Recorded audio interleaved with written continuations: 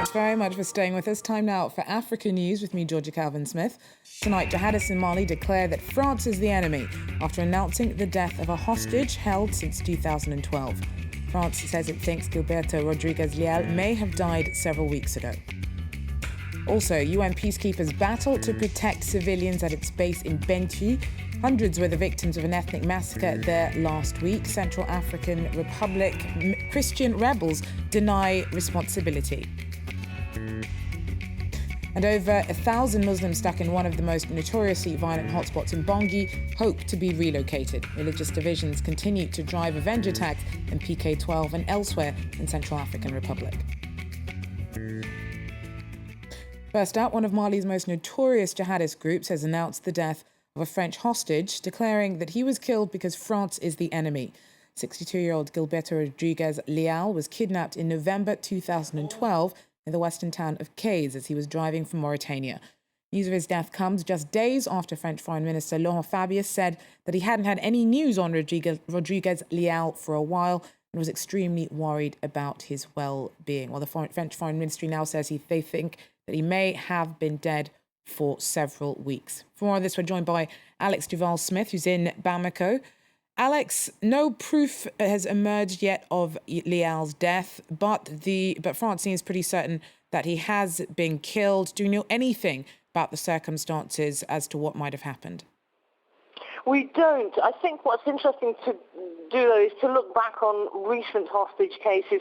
Last year we had the death of Philippe Verdon, who was taken hostage on the 24th of November 2011, and it was similar.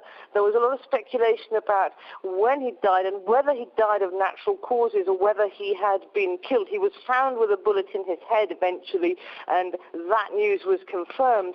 But these are people who are of a certain age.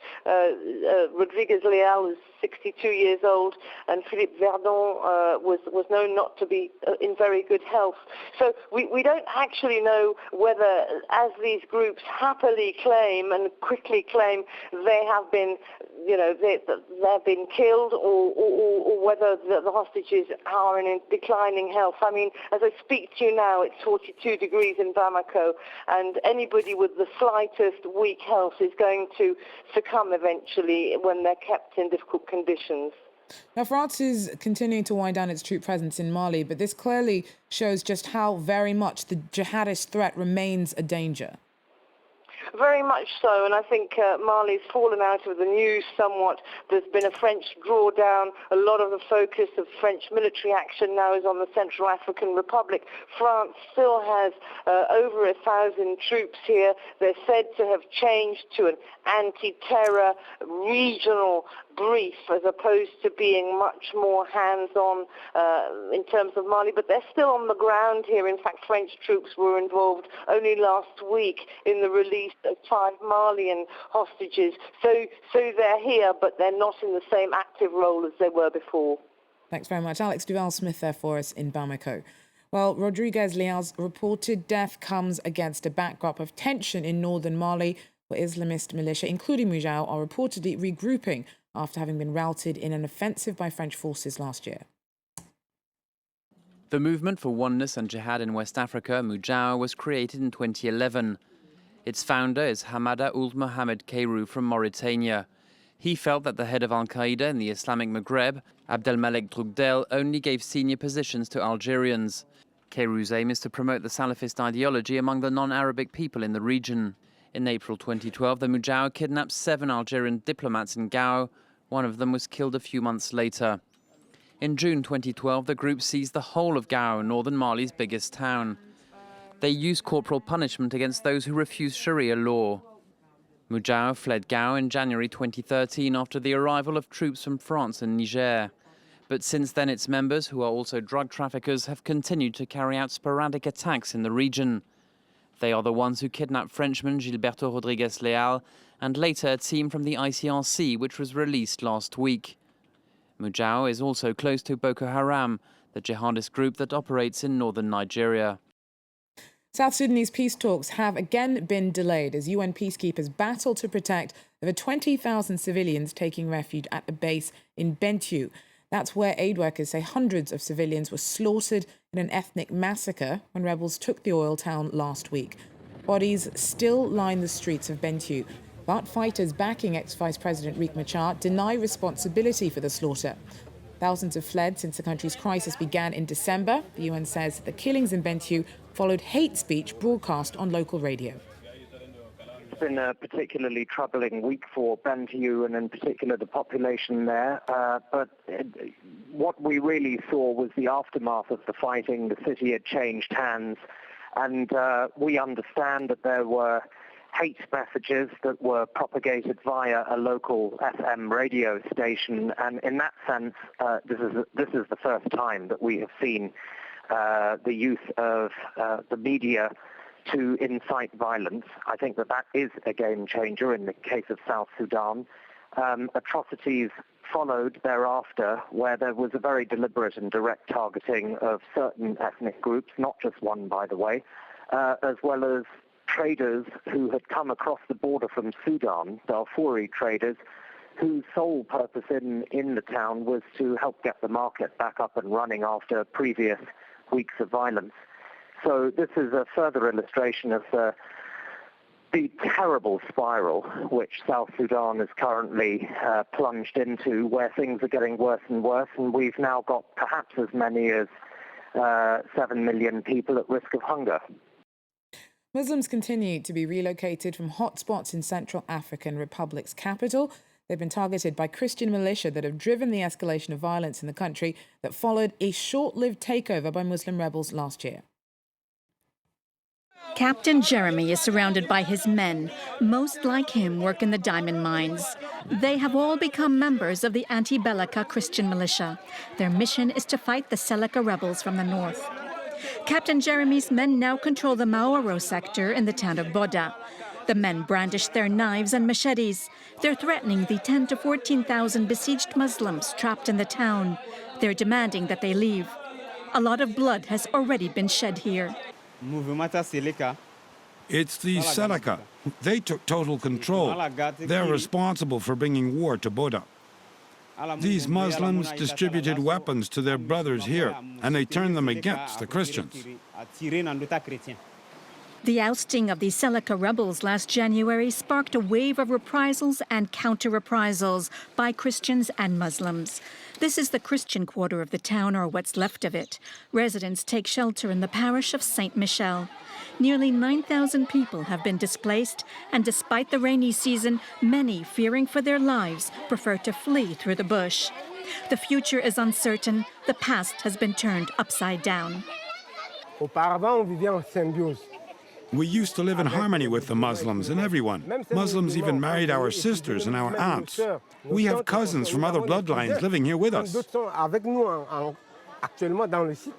Do you think you can ever live together again?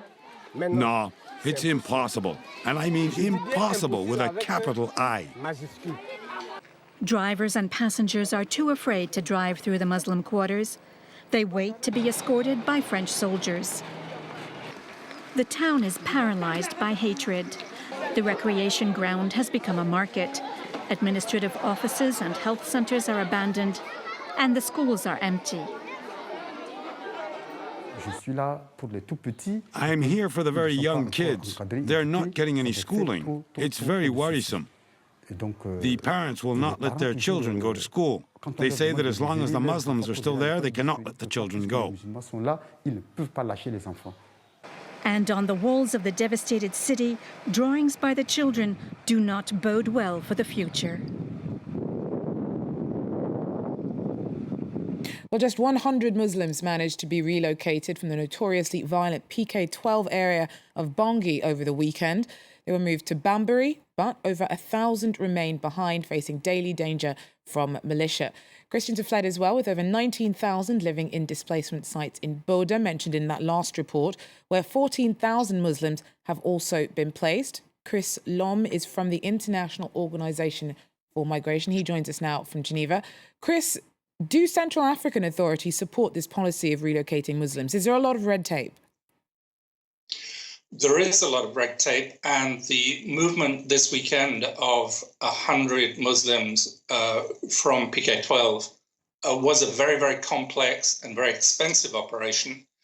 And it was involved not only the UN, but also the government, the French military, the various UN agencies who had to be set up to meet the people arriving in Bambari.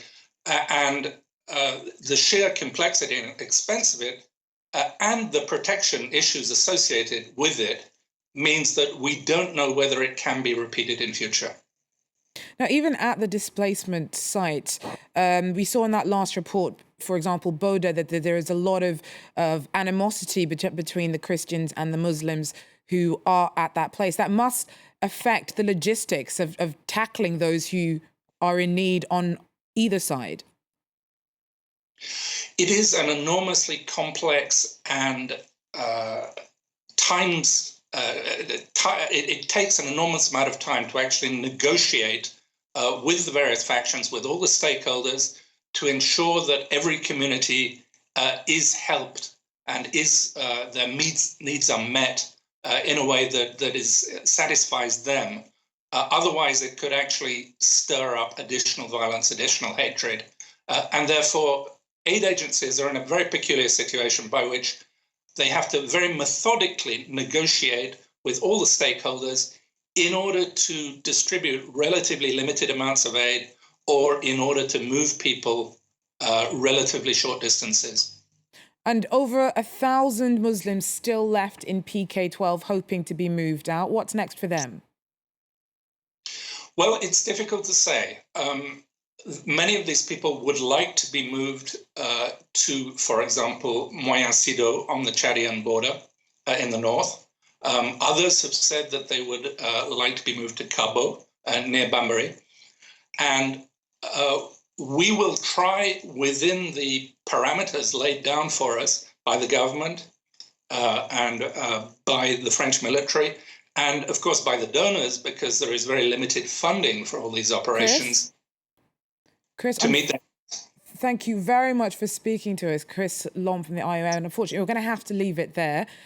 We will be back with more African news in about 45 minutes. Join us then if you can. Till then, take care and stay watching.